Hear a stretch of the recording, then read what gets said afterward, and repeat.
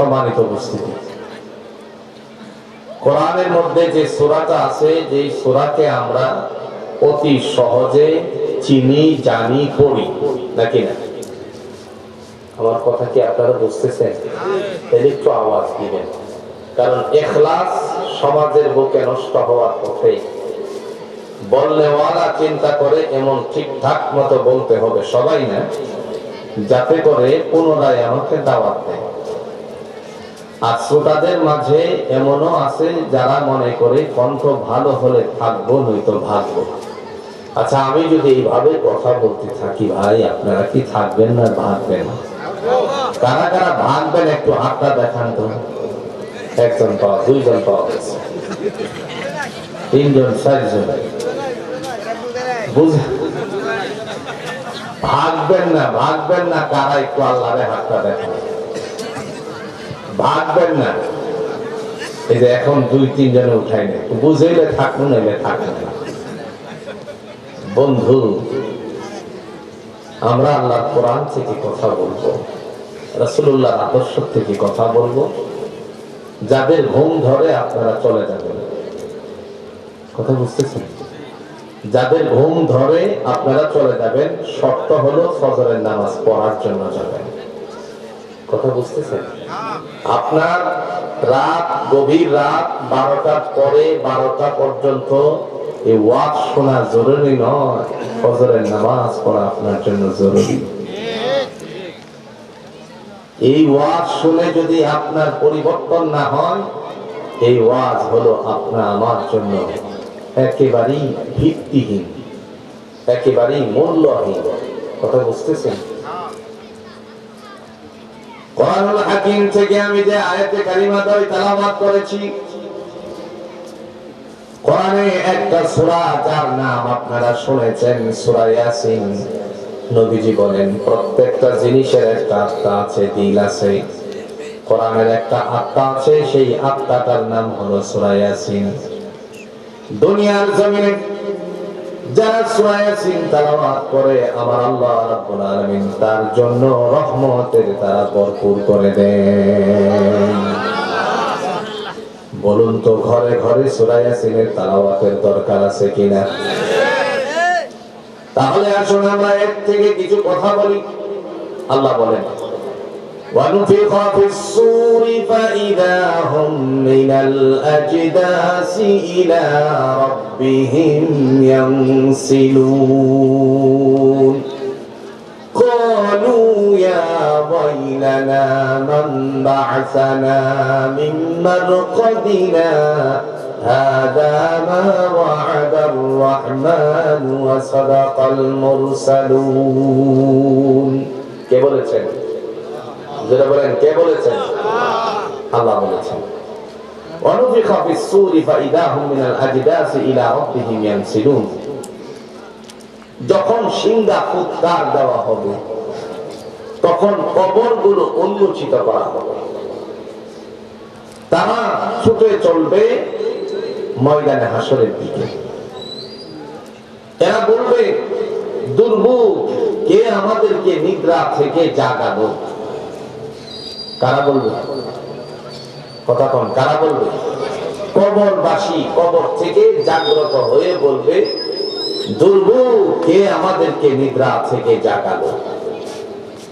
সাথে সাথে মনে পড়ে যাবে, আর বলবা, মহান আল্লাহ তো আমাদের সাথে এই অঙ্গীকারটা করেছিলেন, নবীরা সত্য প্রকাশ করে গিয়েছিলেন। সুবহানাল্লাহ বলতেন। প্রিয় ভাইরা আমার, আমাদের চোখের সামনে এই কবর, জোরে বলুন তো আছে কিনা? দুনিয়ার জিন্দেগিতে আমার আল্লাহ আমাদেরকে কেন পাঠালেন? দুনিয়াতে আমরা আসার জন্য কোনদিন আল্লাহর কাছে কোন দরখাস্ত করিনি। আমাদের কোনো অস্তিত্ব ছিল না, দয়াময় তিনি অস্তিত্ব দান করলেন। আপনারা সাক্ষী দিয়ে বলুন তো, কোরআনে তার প্রমাণ আছে কিনা? মানুষের কোনো অস্তিত্ব ছিল না।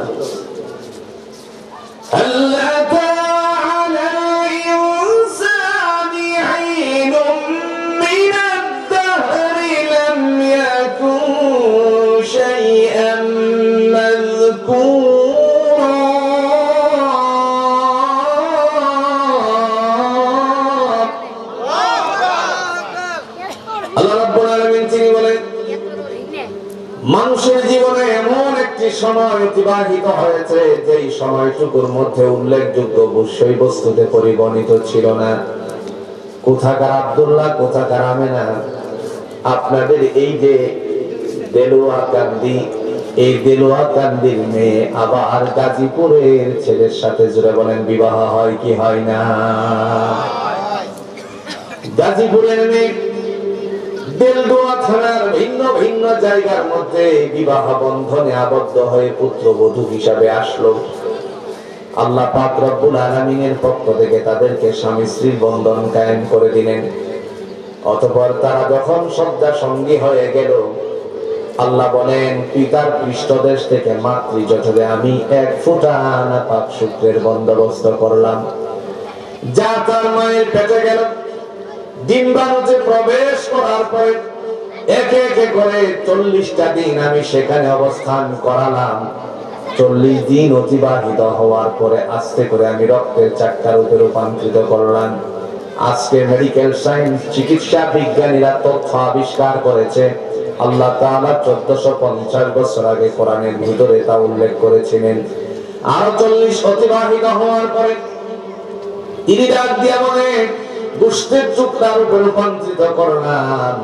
গোশতের টুকরাটা যখন আস্তে আস্তে করে আরো 40 অতিবাহিত হলো, এখানে আমরা যারা এসেছি একজনের চেহারার সাথে আরেকজনের চেহারার কোনো মিল নেই। দয়াময় বলেন আমি নিজের হাতে তোমারে বানালাম। সুবহানাল্লাহ।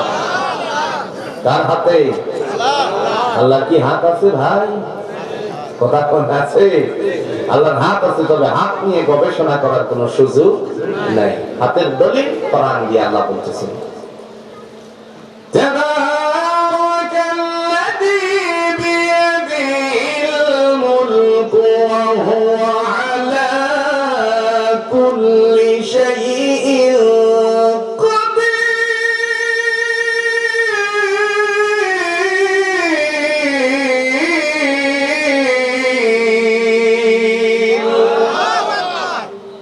কথা আল্লাহ রাব্বুল আলামিন তিনি বলেন আমি হলাম বরকতময় রব, যার হাতে ক্ষমতা। ইন্নাল্লাহা আলা কুল্লি শাইইন কাদির, সমস্ত বস্তুর উপরে জোরে বলুন তো ক্ষমতা কার? আল্লাহ।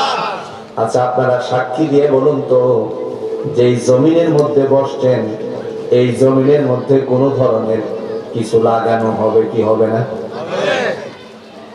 যে জমিনে বসছেন এই জমিনের আপনাদের ডান দিকে আমার বাম দিকে যে একটা ক্ষেত আছে, এই ক্ষেতের মধ্যে জোরে বলুন তো কি লাগানো আছে? ভুট্টা। আচ্ছা আপনারা বলুন তো, আমরা সারা মানুষেরা চেষ্টা করে কি একটা ভুট্টা গাছকে জীবিত করা সম্ভব নাকি? তিনি ডাক দিয়ে বলেন বান্দারে তোমার কাজ হলো রোপণ, আনুষঙ্গিক কিছু করা তোমার দায়িত্ব, বাকি সব দায়িত্ব আমি আল্লাহ রাব্বুল আলামিনের হাতে। আপনারা বলতে পারেন নাস্তিকবাদীদের প্রশ্নটা এরকম হয়, আমি যদি ভুট্টা না লাগাতাম তাহলে কেমনে এর মধ্যে ফসল হতো? আপনারা বলুন তো, জমিন ভরপুর ধান যখন আসে কানি কেটে, আপনারা এটাকে তো কানি বলেন নাকি?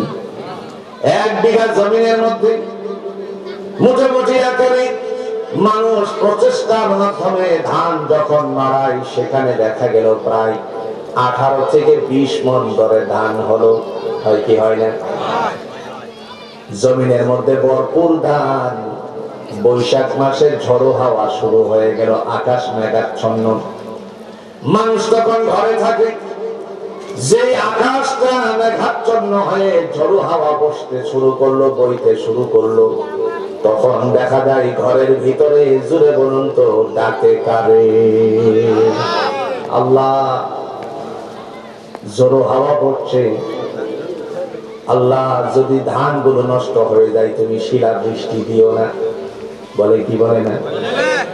মানুষে তো কিছু করলো, পরিশ্রম করতে সব কিছু করার পরেও দেখা গেল সে আল্লাহর কাছে মুতাওয়াজ্জিহ হয়ে বলেন আল্লাহ পরিশ্রমের ধানটা যেন আমার ঘরে উঠতে পারে তুমি সহায়তা দান করে দিও।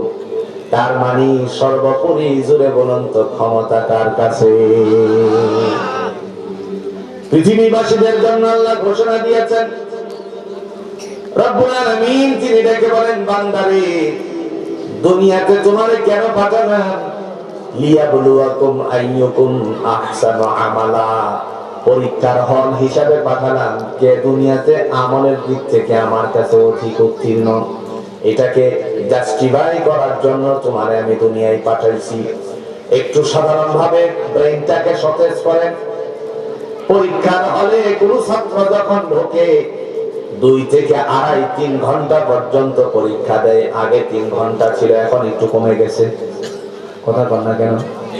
কিন্তু বিদেশের জমিনে মনো পরীক্ষা আছে, এক্সাম আছে 6 ঘন্টা, 4 ঘন্টা যাবত, 5 ঘন্টা বাবদ সে পরীক্ষা দিতে হয়, একটানা উঠতে পারবে না। প্রিয় ভাইরা আমার, এই যে পরীক্ষাটুকু দিল, লিখতে পারলে তাকে মার্ক দেওয়া হবে। যেদিন রেজাল্ট আউট হয় সেদিন তার জন্য অনেকেই খুশি হয়, আবার অনেকে কান্নাকাটি করে নিজেও কাঁদে। দুনিয়ার জমিনে পরীক্ষা দিতে গিয়ে যদি চোখের মধ্যে পানি আসে, পরকালের পরীক্ষাও জুড়ে বলুন তো দুনিয়ার মধ্যে আছে কিনা? আজকে আমরা এখানে যারা এসেছি, এমন একজন মানুষ খুঁজলে পরে পাওয়া যাবে না। বিশেষ করে পুরুষদের মধ্যে এমন একজন মানুষকে খুঁজলে পরে পাওয়া যাবে না কোনো না কোনো জানাজার মাঠে অংশগ্রহণ করেন নাই। কথা বল না কে? আপনারা কি জানাজা পড়েন নাই নাকি? কোনো না কোনো জানাজার মাঠে উপস্থিত হয়েছেন। জানাজায় যাওয়ার পরে যে মাইয়াতে গাঠিয়ার মধ্যে নিয়ে জানাজাটুকু দেওয়া হয়, এই মাইয়া দুনিয়ার জমিন থেকে বিদায় হয়ে গেল, আবার একই পালকিটা, একই খাটিয়াটা সুন্দর করে মসজিদের ভিতরে কিংবা ফুরকানিয়া মক্তবের ভিতরে রেখে দিলেন। আপনারা অবশ্যই লক্ষ্য করেছিলেন সেদিন জানাজা উপস্থিত জনতার মাঝে অনেকগুলো আলোচনা করা হয়েছিল। তার মধ্যে একটা কথা গুরুত্বপূর্ণ, সেই জায়গায় যে পালকি আজকে যাকে উঠালো সেই পালকি জোরে বলুন তো আমাদের জন্য অপেক্ষা করতেছে কিনা? পৃথিবীতে সবচাইতে গুরুত্বপূর্ণ যে কথা আছে, সত্য কথা, এই সত্য কথাটার নাম হলো মৃত্যু। দুনিয়ার জমিনে আল্লাহ রাব্বুল আলামিন তিনি ডাক দিয়ে বললেন, মৃত্যুর স্বাদ সকলকে অনুভব করতে হবে। জোরে বলুন তো এই কথার সত্যতা আছে কিনা? কোরআন দিয়ে আল্লাহ বলেন, ওয়াজা সাখরাতুল মাউত বিল হক, মৃত্যুর যন্ত্রণা চিরন্ত সত্য। কাহারও কম হবে, কাহারও বেশি হবে। যাদের মৃত্যুর যন্ত্রণা শুরু হয়ে যাবে সেই বুঝে। আপনারা লক্ষ্য করেছেন অনেক সময় হসপিটালের বেডে কেউ যদি হসপিটালে মৃত্যুবরণ করে, এদিক ওদিক তাকায় না, শুধুমাত্র একদিকে তাকিয়ে থাকে। তার পিছনে আজরাইল যেদিক দিয়ে আসে তার দিকেই বান্দা তাকায়, বান্দি তাকায়। আমার ভাইরা, এই মৃত্যু আমাদের পিছনে পিছনে ঘুরতে আছে, এটা হলো চিরন্ত সত্য কথা। আল্লাহ পাক রব্বুল আলামিন ডাক দিয়া বলেন, মৃত্যু আসার আগে তুমি কিছু কামাই করে নাও। ঠিক কিনা বলেন? মৃত্যু আসার আগে তোমাকে কিছু কামাই করতে হবে। 2 জিনিস যেন তোমাকে আমি রবের পক্ষ থেকে দূরে সরিয়ে না দেয়। 2 জিনিস। কয় জিনিস? যারা বলেন কয়টা? 2টা। এক হলো সম্পত্তি, আর এক হলো সন্তানাদি। এই 2 জিনিস যেন তোমাকে আমি আল্লাহ থেকে দূরে সরিয়ে না দেয়। ঘোষণা কে দিছে? আল্লাহ। ইয়া আইয়ুহাল্লাযীনা আমানু লা তুলহিকুম আমওয়ালুকুম ওয়ালা আওলাদুকুম আন যিকরিল্লাহ ওয়া মান ইয়াফআল যালিকা ফাউলাইকা হুমুল খাসিরুন।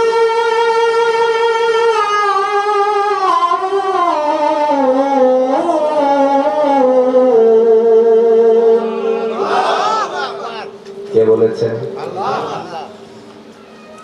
আল্লাহ রাব্বুল আলামিন তিনি ডাক দিয়ে বলেন, ইয়া আইয়ুহাল্লাযীনা আমানু, হে মুসলমানের সন্তান, মুসলমানেরা, ইমানদারেরা, কাকে বলছেন?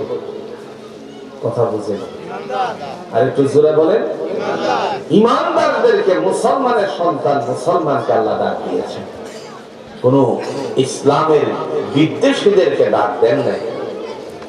মুসলমানের সন্তান, মুসলমান নারী হোক পুরুষ হোক, তিনি ডাক দিয়ে বলেন, ইয়া আইয়ুহাল্লাযীনা আমানু, হে বিশ্বাসীরা, লা তুলহিকুম, তোমাদেরকে যেন ধ্বংস না করে দেয়, আমওয়ালুকুম, সম্পত্তি, ওয়ালা আওলাদুকুম, এবং সন্তানাদি, আন যিকরিল্লাহ, আমি আল্লাহর স্মরণ থেকে। সুবহানাল্লাহ। সম্পত্তি আর সন্তানাদি যেন আমি আল্লাহর স্মরণ থেকে তোমাদেরকে দূরে সরিয়ে না দেই। কে বলেছেন? একটু জোরে বলেন, কে বলেছেন? আল্লাহ। আপনারা প্রশ্ন করতে পারেন, সম্পত্তি আবার কেমনে আল্লাহর স্মরণ থেকে দূরে সরায়? এটার একটা উদাহরণ দিচ্ছি। মাঝে মধ্যে দারিদ্রতার সময় পার করে কি করে না? কথা বলে না? অনেক সময় দেখা যায় তিনজন ছেলে একেবারে সমমান, বাবা অনেক পেরেশানিগ্রস্ত হয়ে আপনাদের দেল দোয়াতে, অথবা ওই যে বড় একটা বাজার হয়ে আমি আসলাম, এই বাজারটার নাম কি? কথা বল। ওই যে বাজারটা হয়ে আসলাম, এই বাজারের মধ্যে বসে বসে মনে করেন মন খারাপ করে গল্প দিচ্ছে।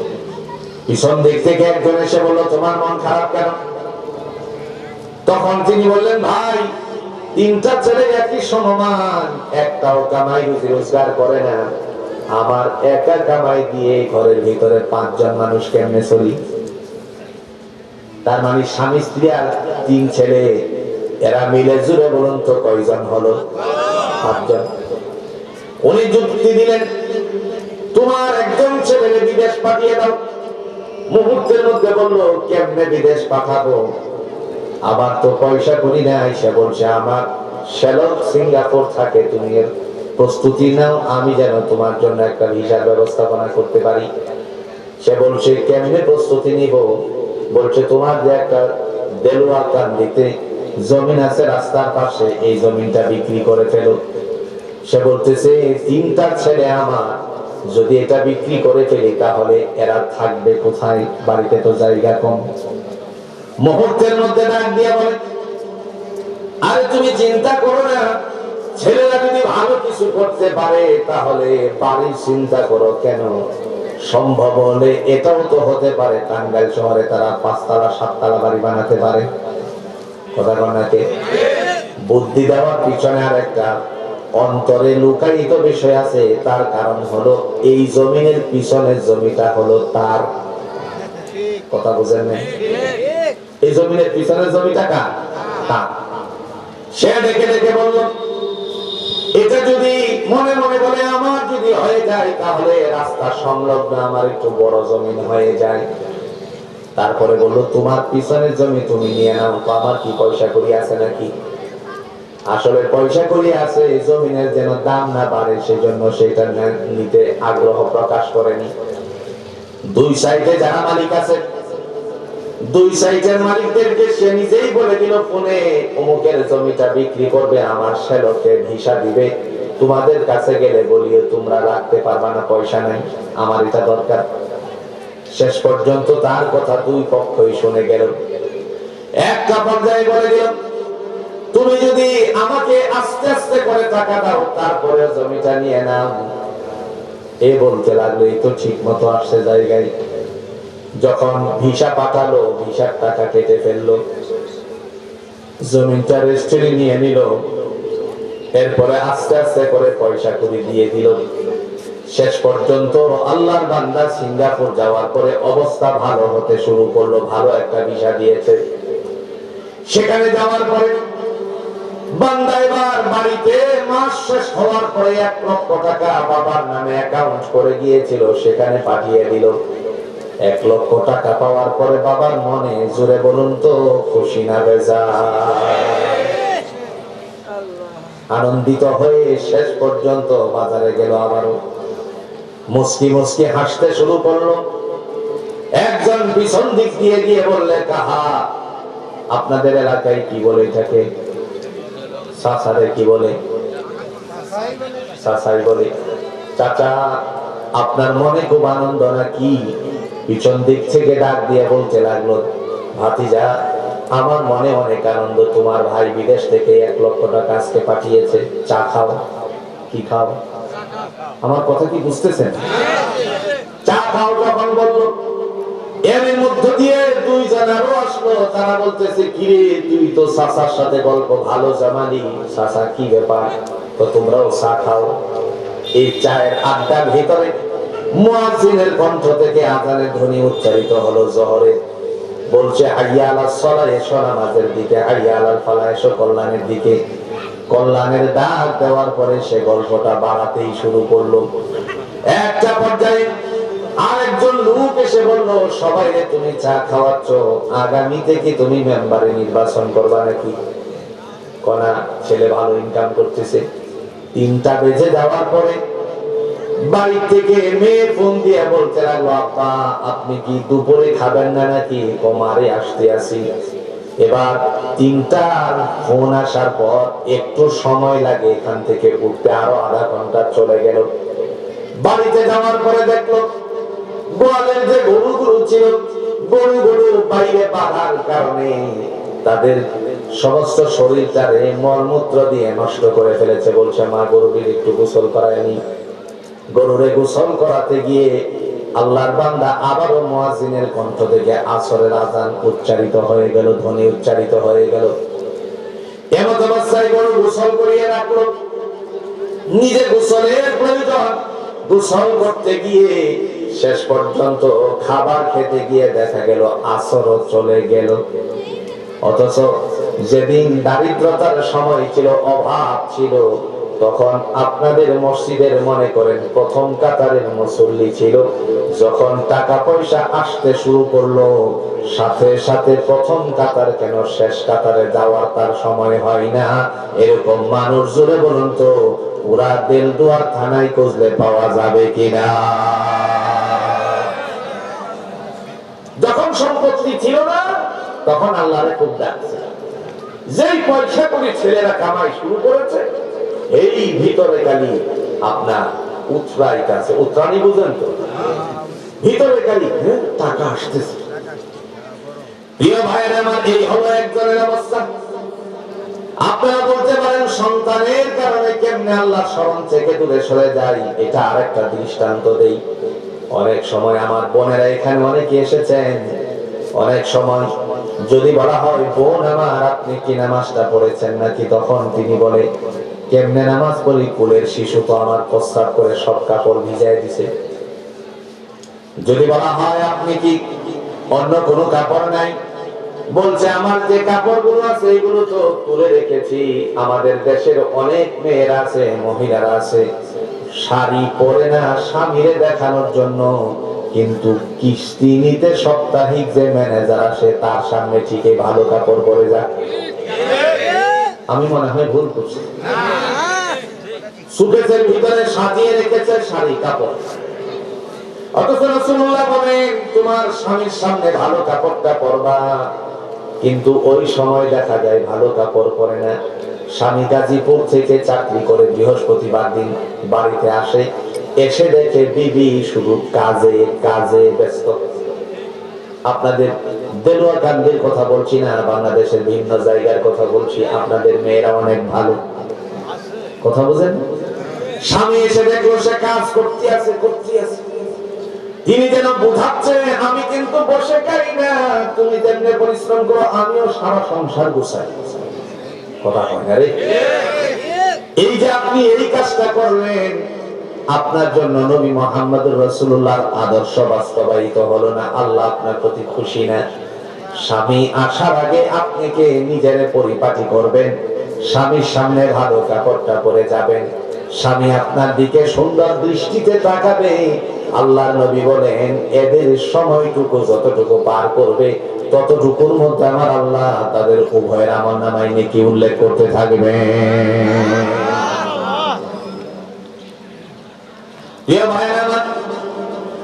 সন্তানের কারণে প্রস্রাব করে যাওয়ার কারণে তিনি সময় মতো আল্লাহর হুকুম পালন করতে পারল না। এবার শুনেন আল্লাহ কি বলেন। আল্লাহ বলেন সূরাতুজ জুমারের 11 নম্বর আয়াতের মধ্যে, নবী আমার কেন দুনিয়ায় আপনাকে পাঠালাম আপনি বলে আসেন। নবী মুহাম্মদ রাসূলুল্লাহ সাল্লাল্লাহু আলাইহি ওয়াসাল্লাম কোরআন দিয়ে আল্লাহ কোরআন থেকে বোঝাচ্ছেন, কুল ইন্নী উমিরতু আন আ'বুদাল্লাহা মুখলিসান লাহুদ।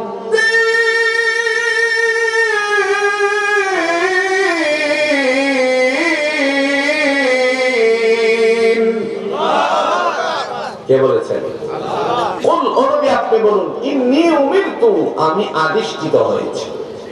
রাসূল দুনিয়ার জমিনে মানুষের সামনে বলতেছে, সাহাবীদেরকে বোঝাচ্ছেন আমি আদিষ্টিত হয়েছি, আদেশ পেয়েছি, আন আ'বুদাল্লাহা মুখলিসান লাহুদ্দিন, নিষ্ঠার সাথে কেবল আল্লাহর গোলামি করার জন্য। জোরে কন্না সুবহানাল্লাহ। কার গোলামি? কার গোলামি? আল্লাহর গোলামি করার জন্য। প্রিয় ভাইরা আমার, এই জন্য আল্লাহ রাব্বুল আলামিন দেখে বলেন চিরন্ত সত্য কথা হলো মৃত্যু কাহারও আগে কাহারও পরে। আমাদের সকলের জন্য জোরে বলুন তো কিছু কামাই করা দরকার আছে কিনা? অনেক সময় মানুষ বলে বলি করে নামাজ না পড়লে কি হবে, ঈমান বড় মজবুত। আপনাদের অঞ্চলে হয়তো বা না থাকতে পারে, আছে। নামাজ না পড়লে কি হবে, ঈমান বড় মজবুত। এরা আসলে সত্য কথা বলেনি। আল্লাহ কোরআন দিয়ে বলছে, قد أفلح المؤمنون الذين هم في صلاتهم خاشعون।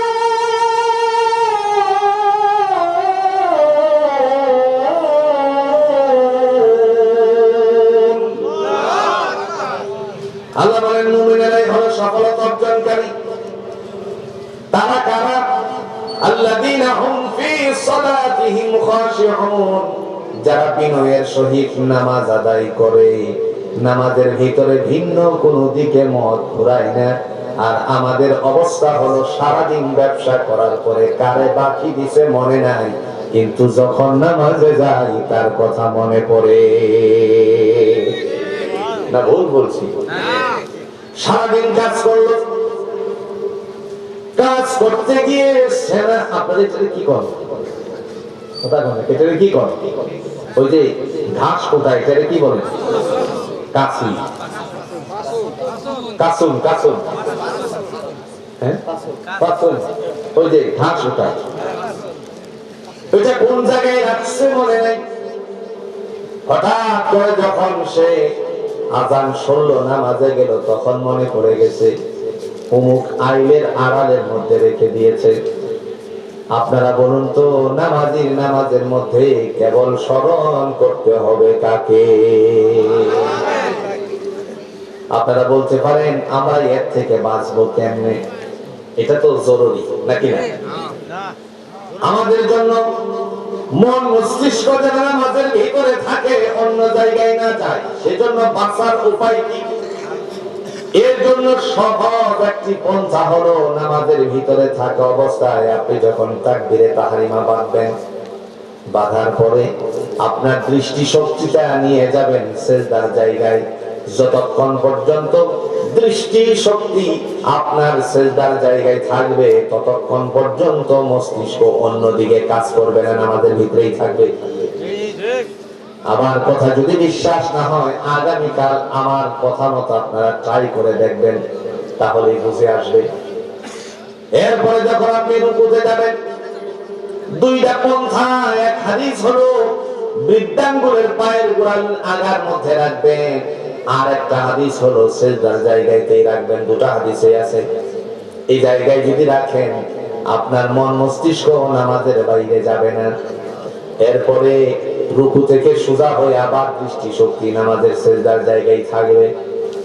আবার যখন আপনি সিজদায় গেলেন, সিজদায় যাওয়ার পরে আপনার চক্ষুটারে বন্ধ করা যাবে না, চক্ষুটারে খুলে তারপরে আপনি ওই জায়গায় দৃষ্টি শক্তিটা রাখবেন। এভাবে যদি আপনি নামাজ আদায় করতে পারেন, তাহলে আপনার নামাজ অন্যদিকে মন যাওয়ার মতন কোন স্কোপ পাবে না, দয়াময় আল্লাহর দিকেই ঘুরে থাকবে। সুবহানাল্লাহ বলেন। পারবো না ইনশাআল্লাহ? এখন আবার প্রশ্ন জাগতে পারে, নামাজ পড়বো কেন?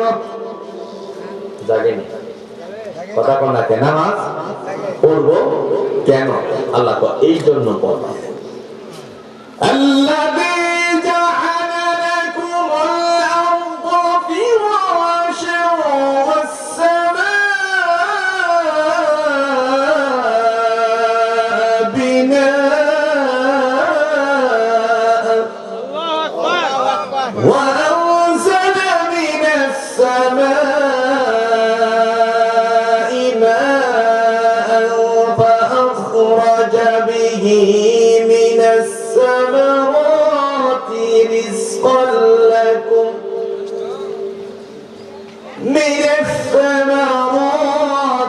رزقا لكم فلا تجعلوا لله أندادا وأنتم تعلمون.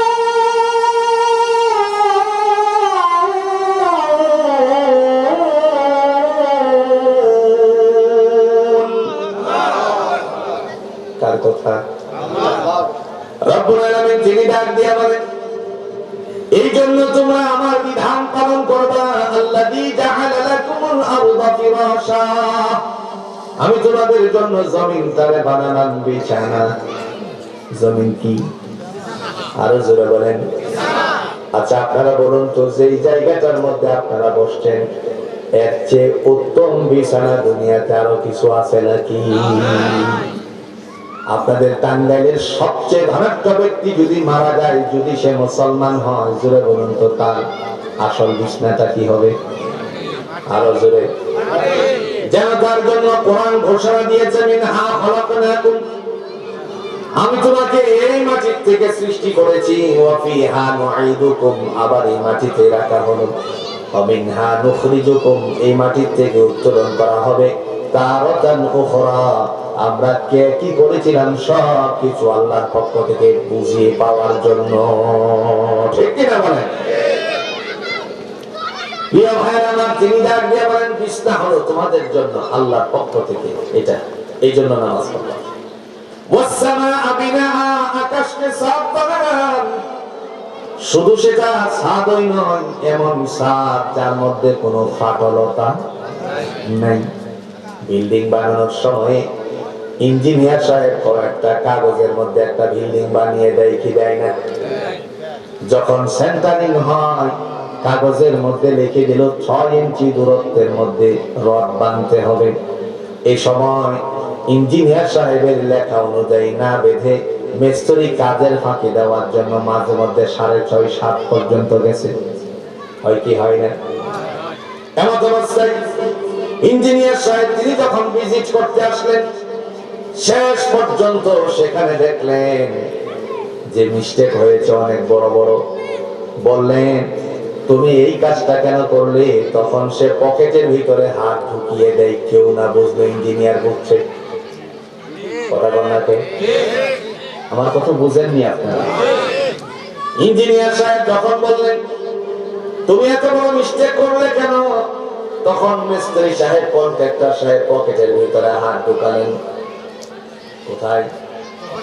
বুঝিয়ে দিলেন, স্যার আপনি কিছু বলবেন না, আপনার জন্য আমি কিছু রাখছি। কথা বল না কেন? ইঞ্জিনিয়ার সাহেব তিনি যদি সত্যবাদী হন, তাহলে দেখে দেখে বলবে যে আমাকে মালিক পক্ষের পক্ষ থেকে এটাকে ড্রয়িং করে দেওয়ার জন্য পয়সা করে দিয়েছে, সুতরাং তোমাকে আমি আর সহ্য করতে পারলাম না, এই সবকটা খোলো। ঠিক না?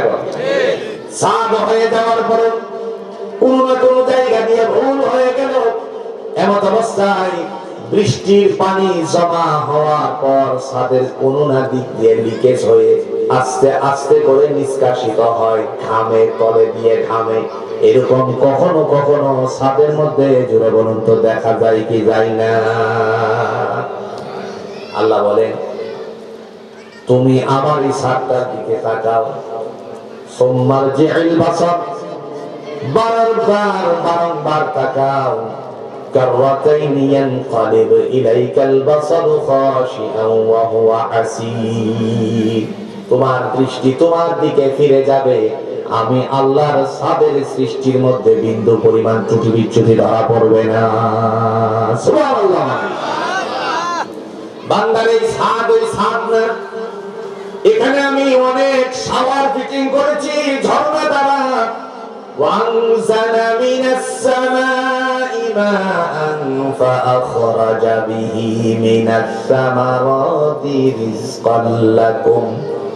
বান্দা তুমি যখন এই ছাদটাকে লক্ষ্য করো, আকাশটাকে, এর মধ্যে আমি ঝর্ণা দ্বারা ফিটিং করেছি।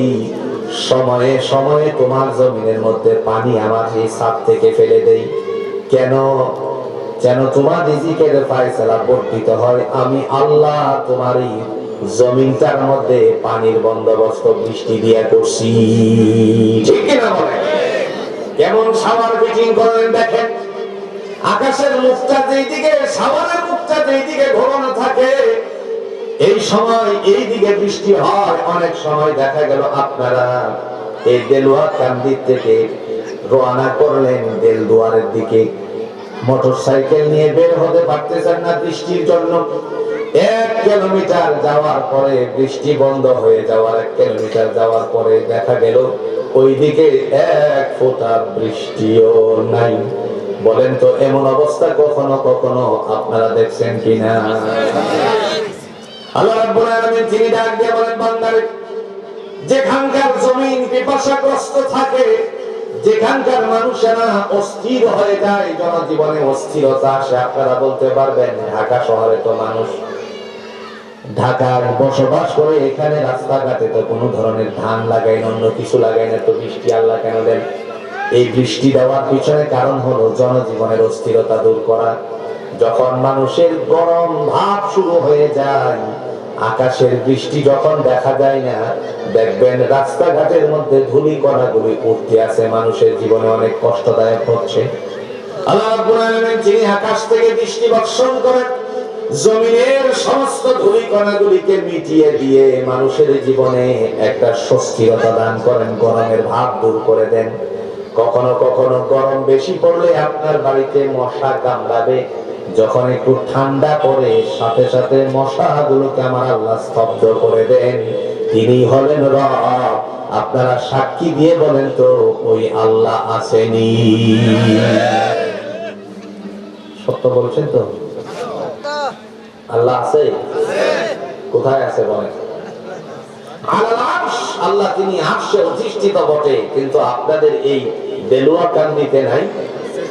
কথা কোন লাগে নাই? জাপানের 40 জন ডাক্তার মিলে একত্রিত হয়ে উত্তীর্ণ হয়েছে, আল্লাহ বেশি দূরে নয়। কোরআন দিয়ে আল্লাহ বলছেন, ওয়া নাহনু আকরাবু ইলাইহি মিন হাবলিল ওয়ারিদ। বান্দারে, তোমার ঘাড়ে একটা রোগ আছে যাকে বলা হয় সাহেরা।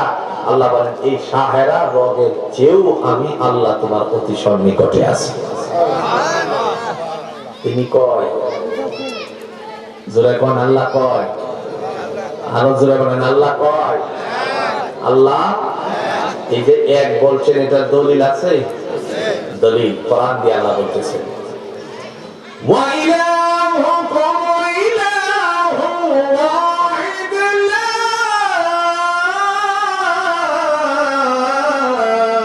ইলাহা ইল্লা হুয়ার রাহমান। আল্লাহু আকবার। লা